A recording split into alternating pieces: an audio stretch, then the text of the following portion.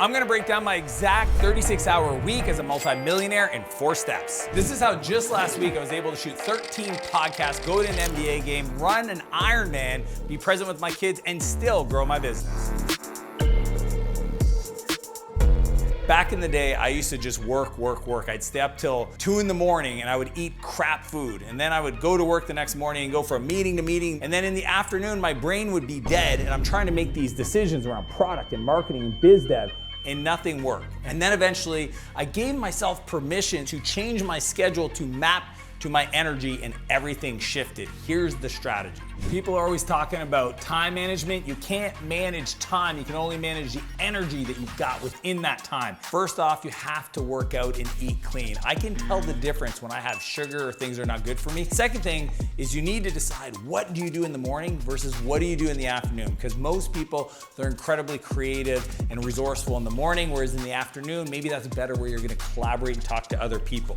Now, the most important question to ask is what would make this easier? If you have to do work that feels like work, ask yourself, what would be true if this thing was easier? Maybe it's scheduling a meeting with somebody else so that you're accountable to them or that you collaborate with them. Maybe it's deciding to get out of your office and get out somewhere else where you feel more collaborative or more creative. That is the question that'll change everything for you. This is how I set up my life to continue growing my businesses, but without it being at the expense of everything else that's important to me. You see, a long time ago, I actually ended up in rehab. And even though it was a very dark moment in my life, the silver lining at the end of it was that I was taught this strategy called the transition plan, where I sat down and I designed my whole life, everything to make my life be set up in a way that was gonna support my new sobriety. And I've taken that concept to my life today. I mean, just this week, I've done podcast interviews, hiked mountains with my kids, ran my event, and even ran an Ironman all in 1 week. And I know this sounds crazy, but it's because I don't have a separation between personal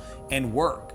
To me, I love the people I work with. My friends are people I do Ironmans with. My wife is my partner in all ways. That's just, to me, the integrated life. So I want to teach you my framework to think through this. Here's how it works. So to do it right, you need this framework called the 10X Vision Map. Essentially, it's a 4-box quadrant that lays out the different areas of your life that matters the most so that you can have a vision for what you're trying to accomplish. The first box is your team. When I think about this, I'm thinking about the people in my life, my friends, my advisors, my coworkers, my business partners. It's everybody on the team. Think about if you had to design the best of the best 50 people that you knew that you would do life with, that you would build businesses with, that you enjoy vacations with. That is the core focus of your team. The second one is your one business. See, most people, they want to have multiple businesses, multiple streams of income. Here's the thing is any wealthy person made it because of one business that they focused on until they got it to scale. 10 million plus in revenue. So design that one business. What does it look like? What does the culture look like? What does the brand look like? What do the awards look like? What are you gonna do from that business? What are you gonna create? So that's number 2. The third quadrant is your empire. And this is my favorite part. Some people get scared of the word empire, but for me, an empire is a life you never have to retire from. So ask yourself, if you get successful or when you get successful on that core business, what does that unlock? What's the other things you can do now that you have the resources that were unlocked from that business? Now, the fourth area is the lifestyle. What kind of conversations do you want to have? What kind of vacations do you want to take? What kind of businesses do you want to co-create with other people? What kind of vibe do you want to have when you go and do these things? To me, the lifestyle is the health, it's the fitness. So take the time to sit down and design that map, visualize it, talk about it, be specific, and allow it to come to life. If you're listening to this and it feels like a lot, I'm gonna share a secret with you next that's gonna make this whole thing make sense and feel effortless. If you don't have a goal, you'll spend all of your life running up and down the field and never score.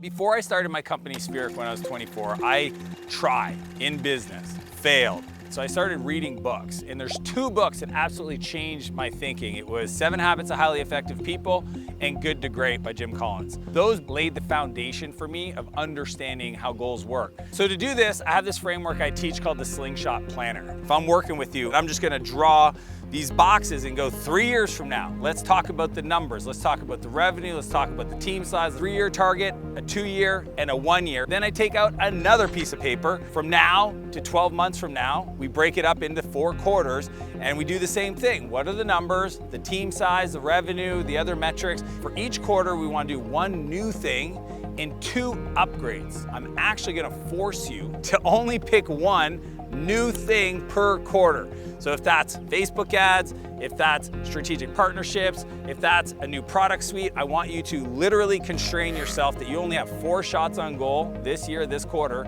to do new things.